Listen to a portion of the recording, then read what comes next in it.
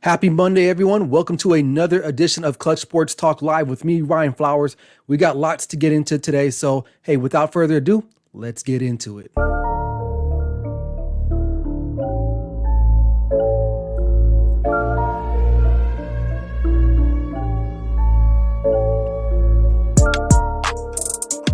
Clutch Sports Talk Live with Ryan Flowers is presented by All Pro Digital Sports, the future in sports media content. Let's go.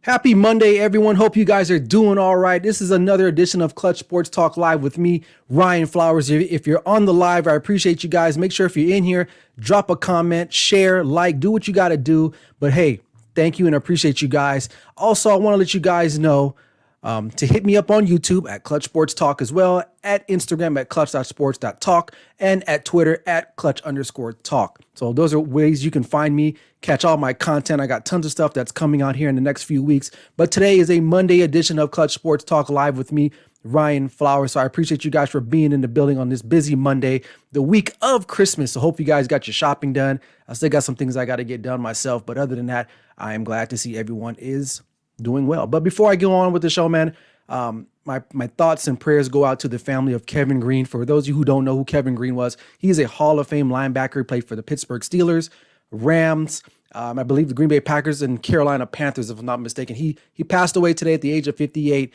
For those of you who don't know who he was an outstanding linebacker. He changed the game. Very charismatic fellow.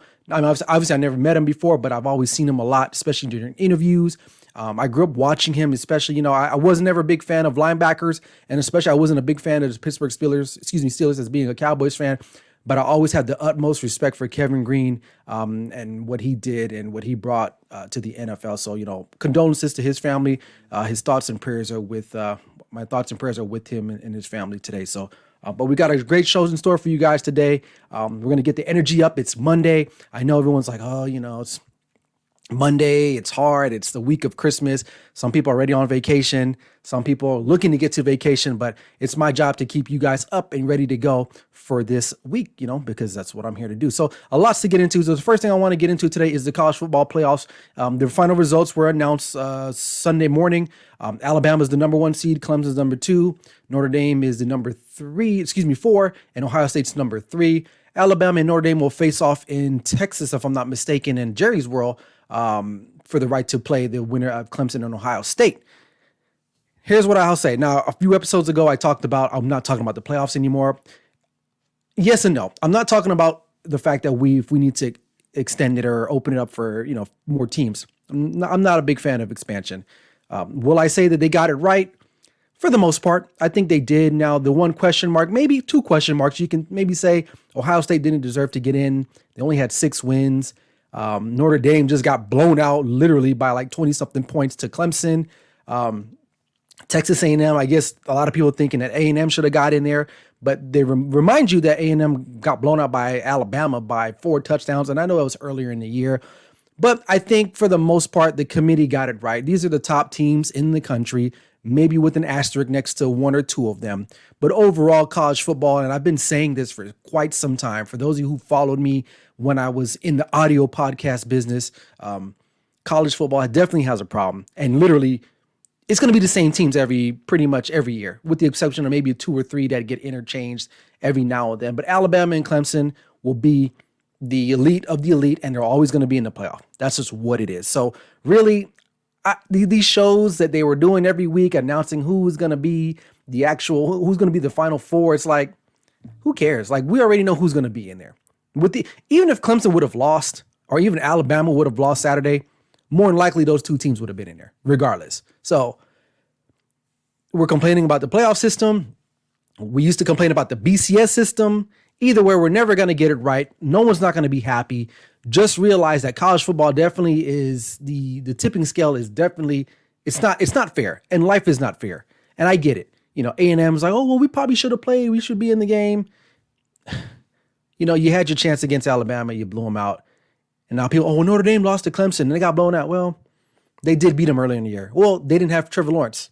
I get all that. They still had a top recruit in there at quarterback playing Clemson, who, by the way, did put up over 30 points. So it is what it is. I will say this, Dabo Swinney was in the news today because he's basically saying, I guess all coaches do some type of ranking at the end of the year. And he had Ohio State 11th after Coastal Carolina. So definitely some bulletin board material that will be plastered everywhere in Columbus. Clemson's still going to roll. Trevor Lawrence, if you don't know, Trevor Lawrence probably should win the Heisman, even though he missed two, 3 games, if I'm not mistaken. He probably should win the Heisman anyway. Kyle Trask lost. His thing is out. Mac Jones, maybe for Alabama, might be the guy. But, I mean, honestly, if Trevor Lawrence doesn't get the nod for that, the Heisman Trophy really doesn't mean that much, because we all know if the draft started today, would Mac Jones go number 1 or Trevor Lawrence? And I get it. Not all the time the Heisman is the top quarterback or the top player in college football. But in this case, we know Trevor Lawrence. He's bred for this. He's got the hair. He's got the, one would say he has the looks, but he's the quarterback of a national power team. But other than that, I think they got it right. I mean, let me know what you guys think. Let me know if you think there's another team that probably should have been in there. But really, it boils down to money and politics. All 4 of these teams, their fan bases travel very well. And one thing I will say this about Notre Dame, and I'm kind of getting off on a tangent here. Yeah, they may have gotten blown out. And yeah, they probably do get blown out in big time games. One thing you can't say about them is that they're scared. They play anybody, anywhere, at any time. You can't say that about a lot of these other ACC or SEC head coaches that don't even bother playing past west of the Mississippi, like Alabama. Alabama never plays west of the Mississippi. They don't go anywhere else. Granted, there isn't that much great teams to play west of the Mississippi, but Alabama doesn't travel. They don't go anywhere. They stay right there in Tuscaloosa or somewhere down in the southeast where, I guess I get it. But Notre Dame is willing to play everywhere. Hell, Notre Dame goes to Ireland and plays in Ireland. They don't care. They're ready to play, so I'll give them credit. As far as Ohio State's concerned, I think they're limited. Justin Fields is a good quarterback, but I don't think they're going to match up well with Clemson. I think Clemson just has way too many athletes, and Trevor Lawrence will get the best of Justin Fields. But I won't spend too much more time on that. It is what it is. This is what we have. This is the playoff system. We don't have the BCS. For those of you who don't even remember what the BCS was, it's basically like a computer system that formulated or calculated what teams should play for the right to play in a national championship. It was only 2 teams at the time. So, but other than that, that's what I got on the playoffs. So let me know what you guys think about that as I take a sip of water here. But yeah, that's what we got. All right, moving on. There's a problem in Philadelphia. Definitely. Now, I know the Eagles lost yesterday, but it was a close game. And Jalen Hurts actually went to blow for blow with Kyler Murray. He threw for over 330, I think, 3 touchdowns, ran for 1. He actually looked really good. And I will say this about Philly. They look more like a team. They look like they're gelling together. They look like they want to be on the field with each other. Granted, they did lose yesterday, and they probably should have lost. I think Arizona is the better team overall. They're a little healthier than Philly. But there's definitely some chemistry out there building with the Philadelphia Eagles. I think that they like to play for Jalen Hurts. Now, that couldn't be an indictment of Carson Wentz. Maybe he doesn't have that locker room.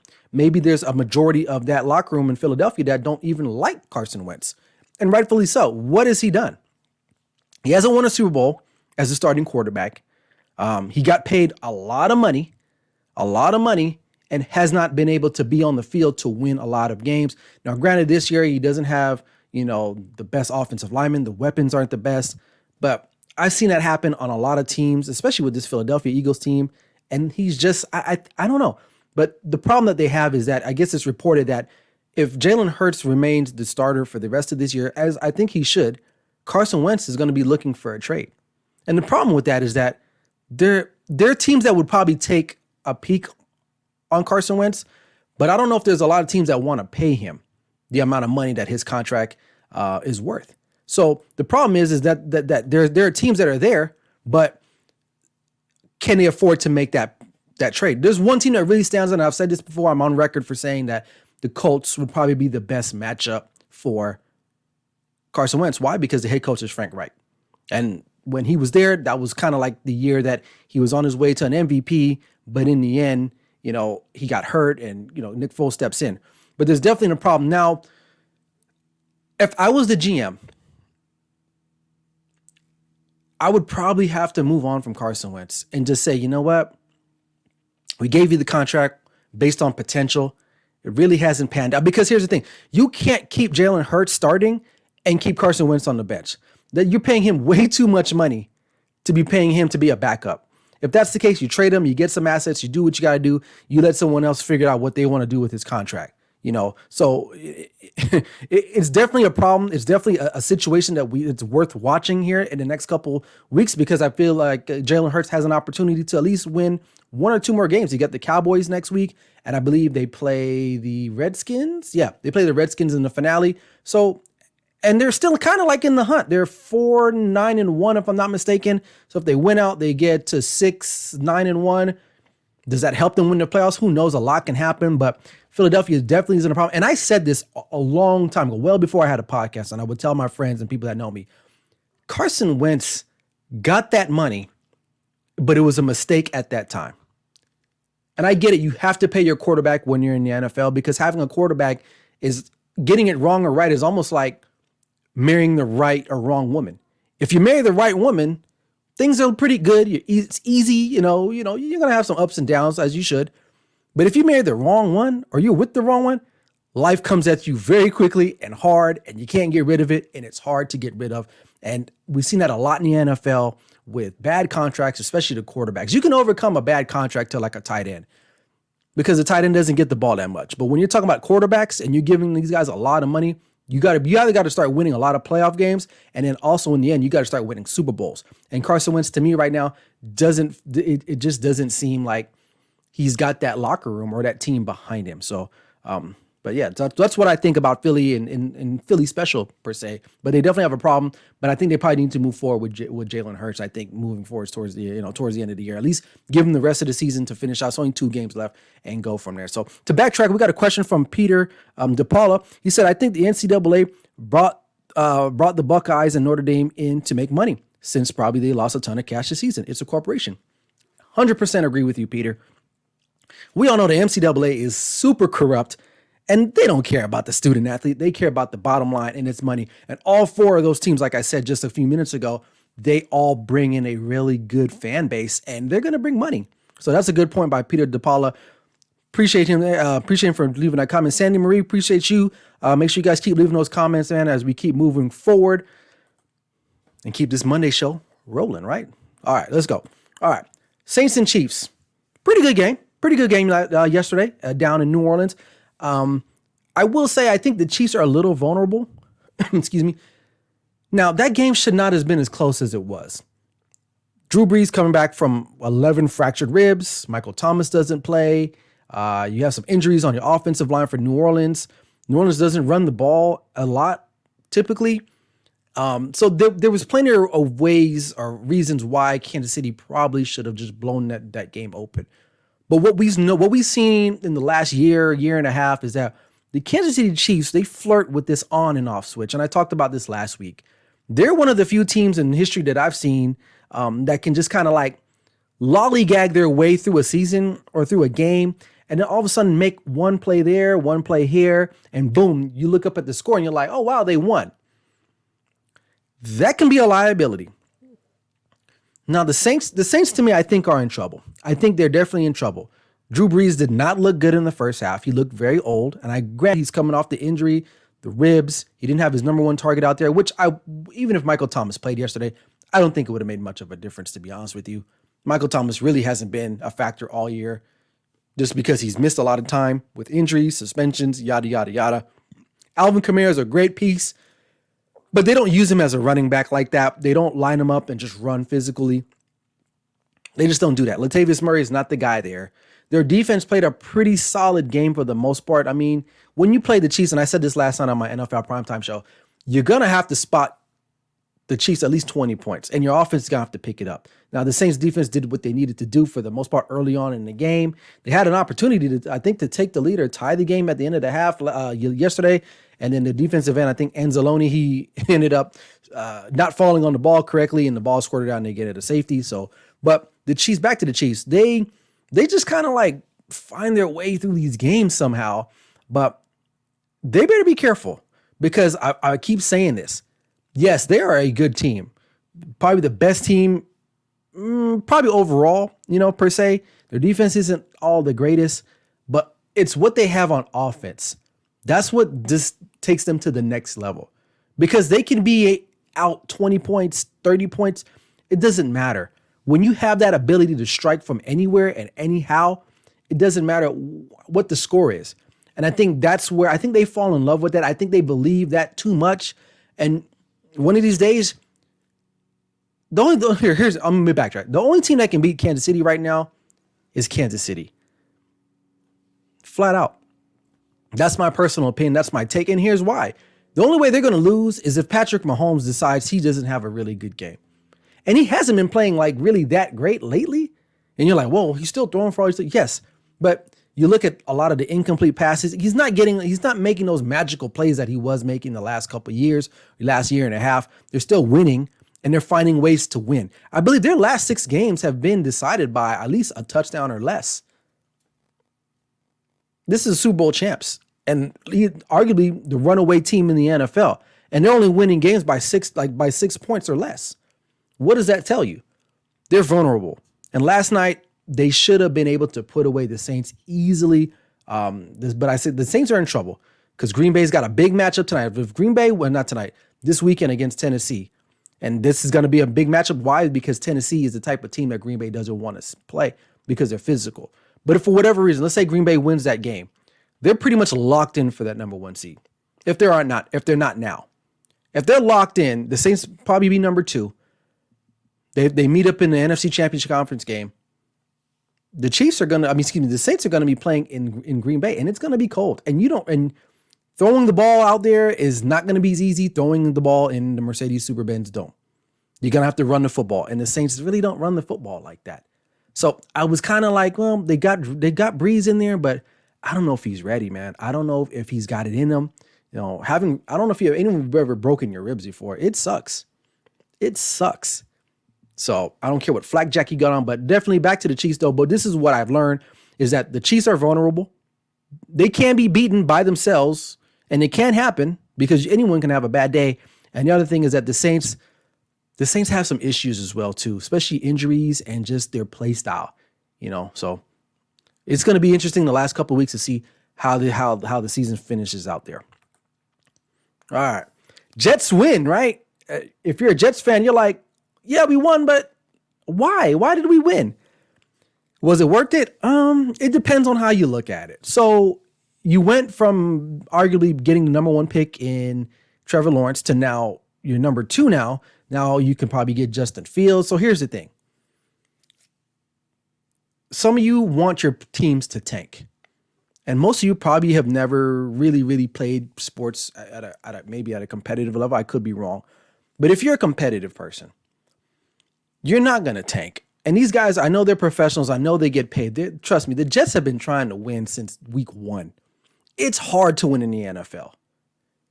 Are the Jets bad? Yes, they're bad. Is it all the players? No, it's not all the players. Coaches go into that too. GMs, management, all that. And the fact that a lot of fans are mad that they lost and now they can't get Trevor Lawrence is, we don't even know if Trevor Lawrence is a sure thing either. I mean, he could be. I mean, they're comparing him to Andrew Luck, John Elway, a surefire top blue chip pick, right? Okay. But the Jets have more issues than just the quarterback play. The whole organization needs an overhaul with the head coach. This is what I'll say. Should they, first of all, the Rams, what are you doing? Okay. How do you lose to the Jets? But anyway, this is what I think now, what they should do, because as it stands right now, let me see if I got this. If you guys can see that. Okay. So here, as it stands right now, if you guys can see that, Jacksonville will be getting the number 1 pick if the draft started today. Jets, Cincinnati, Carolina, Atlanta, okay, et cetera, et cetera. If you look at this list right now, who needs a quarterback? Okay, Jacksonville, definitely. The Jets, let's put them in the parking lot right now. Cincinnati doesn't need one. Carolina might be inclined to maybe move up and trade with the Jets, because the Jets technically have a quarterback in Sam Darnold. Now, some people don't like Sam Darnold, whatever, but he hasn't really been given a chance to really show his full potential yet, which I'll get to here in a moment. All right, so if you look down at Atlanta, I think Atlanta might still be all right with Matt Ryan. Okay, still. Miami doesn't need one. Philly doesn't need to draft one. Dallas is good. The Chargers are good. The Giants, Detroit maybe. You move down the list. San Francisco might be in the market. Denver might be in the market. Minnesota, New England definitely. So there are a few teams that are and Baltimore rounds out the 18. So if you look at this list right now, Carolina could definitely use a quarterback for sure. Ted Bridgewater is not the future. You move all the way down. Detroit, maybe. Do they move on Matthew Stafford? Just depends on who they hire as their next head coach. San Francisco definitely should be in the market because Jimmy G is not the dude. Denver, I think they may kick the tires on a new quarterback because Drew Lock is kind of up and down. Minnesota's interesting because they still are on the hook with Kirk Cousins, but I think they could probably use another quarterback here shortly. And in New England, for sure, will be needing a quarterback. Chicago as well. So if I'm the Jets, this is what I do. Trade the pick. Because to me, Justin Fields is no better than Sam Darnold. Let's just say they're even, right? Say both are the same equivalent to talent on the field. You get Justin Fields, that's all you're getting. If you trade that pick, imagine the ransom you'll get from that. Because right now the Jets need picks, they need players. Now, if you got the number one pick, okay, you take Trevor Lawrence. And no one's wrong, no one's mad at that pick. But you're probably not going to get him now, right? Because the total tiebreaker was strength of schedule. Jacksonville, unless Jacksonville wins a game and the Jets lose, we still got 2 games left. But as of today, you just trade the picks. You trade the picks. You build around Sam Darnold. Because I don't think Sam Darnold is that bad. He just doesn't have talent around him. And the Jets don't have talent, period. Their defense is actually not that bad. But their offensive line needs work. They have no perimeter players. They have no running backs. And you need a better coach. We've seen it year in and year out, especially in the NFL, where teams that were really, really terrible one year and in the next year are really good. One that comes to mind is the LA Rams. Jared Goff, we thought he was going to be a bust with Jeff Fisher. Next, Sean McVay comes into the building, and literally overnight, Jared Goff gets elevated to like a top tier quarterback, and he gets paid all this money. Now, it's not been working out for him lately, but Sean McVay elevated his play. Now, if you're the Jets, you got to get rid of Adam Gase. You got to get rid of him. And if you get rid of him, you got to make sure you get someone in there that can cultivate and draft properly and help out your quarterback. Because Sam Darnold could play football in the National Football League. So if I'm the Jets, you trade the pick, you get as much picks as you can, you get players, you get cash, you get assets. Because Justin Fields to me is not going to be much better than Sam Darnold. Carolina would probably take Justin Fields. There's a few teams that would, because Carolina's in a different position. Carolina does have some talent. They probably need a better quarterback. They need a dynamic quarterback. So that's my thought on that. All right. Staying in the AFC East, Bill Belichick, this will be the first time since 2008 he will not appear in the playoffs. Wow. A few years ago, I'd probably laugh at this, but then now I'm thinking, I mean, that's a long run. So I got to give him respect. I mean, it sucks, you're not going to be in the playoff, but he had a hand in that as too. He had a hand in that as well, to be honest with you, because not only is he the coach, he's the GM by de facto. So he's not drafting the right players. He's not picking up the right players. I mean, granted, he gets a free agent here and a free agent there, but they just did not have enough weapons and talent on this team. Now, granted, I'll give him an A for effort because given that what that roster has to be even vying for a playoff spot, it was actually pretty impressive. But Miami put them out of their misery, and now they will not make the playoffs since 2008. And I believe this will be the first time since 2000 that he will finish at least 500 or below. So that's pretty that's crazy, man. That's longevity. You're looking at 12 years he's been in the playoffs, and they're not going to be that. So the Patriots definitely have a lot of work to do. With Brady leaving, Brady knew what he was doing when he got out of there. He's like, why stay? It doesn't matter who they brought in there this year. I know, and Cam's going to get a lot of the blame. It's not all on him. He's not the same guy anymore, but that team does not have any talent. Arguably, they probably have the least amount of talent in the AFC East. You're looking at the Bills now. You're looking at Miami. Oh, okay, I'll give the Jets. The Jets are probably the worst. I'll take that back. And granted, they had some guys that opted out too due to COVID and other personal reasons. So, he's definitely going to have to look himself in the mirror, and they're going to have to do better in this draft because, especially they're going to have to nail it at quarterback. Absolutely, that's where they need to really, that's where it starts there. In any team, you gotta find the right quarterback, and then you gotta bolster your offensive line and defensive line. But Bill Belichick, the Patriots will not be making the playoffs this season. Some of you are very excited. Some of you might be like, yeah, am I still a Patriots fan? I think you can be. I think they'll be all right. They probably won't be the same team that they once were unless they find that other magical quarterback that can help them get back on the right path. Okay. Some of you may like this. Some of you may not agree with me. Can we at least give some love to Derrick Henry? As at least he should be considered one of the MVP candidates. It's not always going to be quarterbacks all the time. And I feel like it always is. Because right now, if you ask anyone, who are your top MVP candidates for the NFL? It's going to be quarterbacks. And I think Derrick Henry does not get enough credit. Is he the best running back in the National Football League? Yeah, he probably is. I mean, you look at his stats. He's just under 400 yards away from rushing for 2,000. He probably might get that. The way they give him the ball, he's the league leader in rushing. He's the league leader in touchdowns for running backs. He deserves a lot of credit. Now, his career didn't really start off the best, I guess, per se. He didn't come into Tennessee and was like dynamic. It hasn't been into the last couple of years, last 2 to 3 years, in which you start to see him being more effective because he's on the right team and the right scheme. And I think Derrick Henry should be considered an MVP candidate. Why not? Why not? He probably will rush for 2,000 yards, no doubt in my mind, in the next 2 games. So what do you guys think about that? Let me know what you guys think about that. I mean, because here's the thing. Quarterbacks always win the Heisman. They always win the MVP. Let's just show some love to some other players. And I mean, really, he's having one of those types of years that's going to be, record breaking. Now, will he have the most rushing yards in the NFL season? No. But he should be able to get in that elite class of rushing for 2,000 yards. There's not a lot of guys have done it. Not a lot of guys have done it. I mean, you look at Barry Sanders did it. I believe Emmitt Smith did it. O.J. Simpson did it. Eric Dickerson did it. And there might be a few of the others, but it's a handful. It's not 10 dudes, maybe 5, if that. If my memory serves correctly.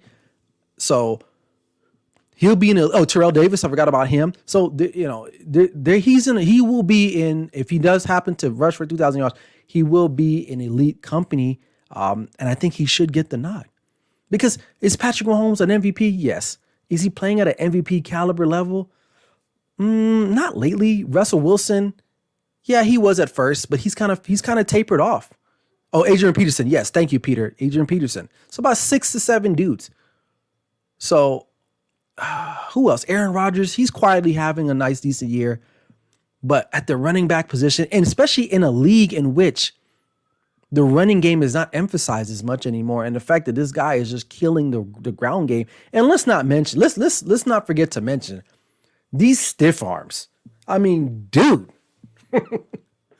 the way he is stiff arming people, I'm offended. Like, it's so disrespectful, but I love it because, he is literally taking grown men and putting them to bed and reading them their bedtime story. Legit. Okay.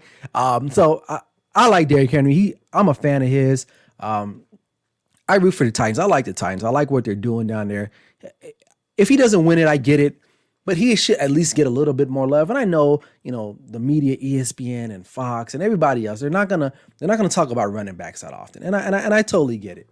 I totally get it. But from a football standpoint, the guy does need to get a little bit more love. I mean, really. So let me know what you guys think if you disagree or agree with that. And let's be real, Tennessee is like a pass rush away from being a really, really legit team. They got really good perimeter players and Corey Davis, A.J. Brown. Their tight end is pretty good too.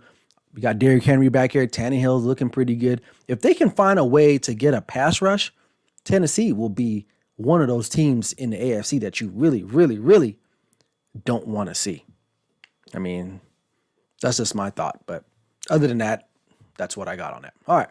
So Monday Night Football is happening tonight. You got the Steelers versus the Bengals. I believe this game is in Cincinnati. So the Steelers are looking to bounce back from the last 2 games that they've lost. They've lost the last 2 games. They lost to Washington, I believe, on a Monday night. And then they lost last week, Sunday night, to The Buffalo Bills. So will the Steelers get back tonight? I think they will. The Bengals are not a good team. They're just not. I mean, here are the stats for tonight. I think the lines have changed, but let's look at it. Their road offense, let's look at the defense. So Bengals are giving up at least 24.5 points at home. That's a lot of points. And if right now we know the Steelers can't run the ball. If they can't run the ball tonight, they definitely are in some serious trouble because everyone runs against the Bengals. I mean, literally everyone's running against them. So I look to Steelers to make some, I wouldn't say like a statement win, but I feel like this is one of those get right games, and they need it. They need a win. They need a nice win on national TV to kind of get people back in their favor. I'm not going to call them all the way out, but I don't think that they're at that level anymore. I think that, the last couple of weeks they've struggled. They can't run the ball. And I said this last night. I've been saying it the last few weeks. They got to run the football. And they're not being able to do that. So the Bengals, to me, obviously, they're the worst team in the AFC North. And they're out there. Quarterback's hurt. They don't really have an offensive line. This should be an easy win. If the Steelers come out here and struggle tonight and say they struggle and get the win, it doesn't matter. Just stick a fork in them. They're done. I mean, really, how as a Steelers fan, how can you say if they win tonight and if it's a close game, how can you say that they're a legitimate Super Bowl contender? You can't. Because this is when we start to separate, you start to see the separation of different teams. Always in December. I always wait to see in December which teams do what. Because this is more every week, it's more of like a playoff type feel as we get ready for the playoffs. And right now, the top two teams in the AFC are the Bills and the Chiefs. Then maybe the Steelers, but I can arguably say maybe the Titans move up there, even the Colts. But other than the Bills and the Chiefs, it's kind of everyone else. And the Steelers need to come out here and make a statement tonight. And no offense to the Bengals fans, because let's be real. The Bengals have no shot tonight. They shouldn't. That's why they were minus 13 at that time when I made that clip. And it could have dropped. But still, if they're double digits still, that means that you're not a good football team. Simple as that. So I'll leave it at that there. So, but anyway, that's my time. I know it was a lot of NFL, if anything, all NFL except for college football. NBA will be on tomorrow night, so make sure you guys are doing that. The Clippers will open up against the Lakers, the Lakers will open up against the Clippers. Should be excited for the NBA season to be back. One thing about the NBA, I know a lot of the players were complaining about, them starting back early, but this is one thing you don't really realize. Players make a lot of money, and all those other people that need the NBA to be in season who aren't making millions of dollars, they need them to be back. So just think about that just for a minute. I know some people might say, oh, well, the players, they need to rest. There are a lot of people relying on a lot of these sports leagues to be back in season. And I think that it's great that they're back. They're only going to play 72 games, so 10 games off, typically what they normally do at 82. It's good to see them back. LeBron and these guys, they're going to be all right. They travel first class. They get the best medical care. I get it. You're traveling here. You're traveling there. But at least this time they'll be able to be at home. They won't be in a bubble. So it'll be good to see the NBA back, like for real, not in a bubble, but like in their own arenas. And it's going to be interesting to see what happens with James Harden. I know from what I understand, the Houston Rockets were trying to make some type of deal or trade go through. I'm not sure if it's going to happen by tomorrow. So he probably have to play with the Rockets up until now. But other than that, I appreciate you guys for joining. Everyone that was in the comment section, man. This was a quick show. It flew by. We're at 34 minutes, but appreciate everyone. Be sure on the lookout for my next episode. It'll be this Wednesday.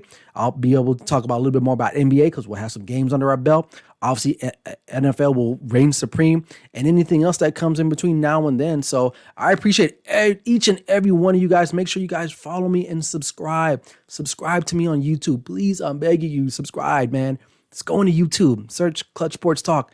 Hit the subscribe button and notifications. That way you know when I drop something. Also, hit me up on Facebook Live as well, too. So that way you guys know when I go live on my shows until I can get back on YouTube. But other than that, I appreciate everyone. Make sure you guys stay safe. Get your shopping done. And until next time, this is Clutch Sports Talk Live with me, Ryan Flowers. Never settle till the work is done. Let's go.